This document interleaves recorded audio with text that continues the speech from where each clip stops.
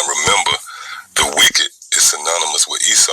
And again, that's pursuant to the book of Malachi, the 1st chapter and the 4th verse. And if for nothing else, through a process of elimination, who would be in control of the planet Earth? Who governs over the planet Earth? It would be the so-called white man.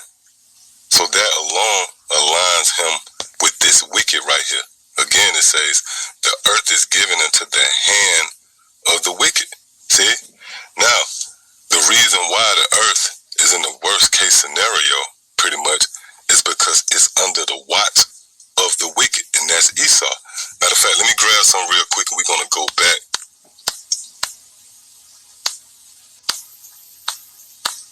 It's the book of Proverbs, the 29th chapter. In the 2nd verse, it says, when the righteous are in authority, the people rejoice. But when the wicked, but when the wicked beareth rule, the people mourn. Yeah, and this is pretty much the current state, if you will, of the inhabitants of the planet Earth. You in mourning, man. Every form of life is being overwhelmed with that veil of death that's covered the planet Earth, with the so-called white man being the source of it. From the beast of the field to the fowls of the air, even the trees is feeling the crunch of being under the watch of the so-called white man.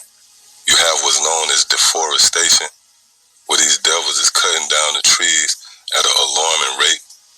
You have what's known as beaching, which is nothing more than a polished up way of saying suicide, where you have the sea life pretty much beaching themselves to escape the contamination, of the ocean and the sea. Not to mention you have GMOs, genetically modified organisms, these lab-raised meats, mystery meat, chemtrails. See? The water is contaminated. And you should marvel at that, man. Here it is, water is a cleansing agent, yet these devils figured out a way to poison it, man. And the things I mentioned is pretty much the tip of the iceberg. See? But it's all under the watch of the so-called white man.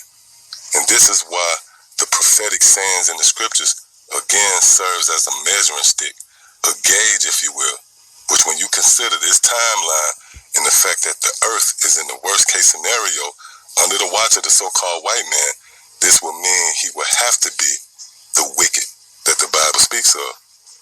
And what we read right here again, when you go back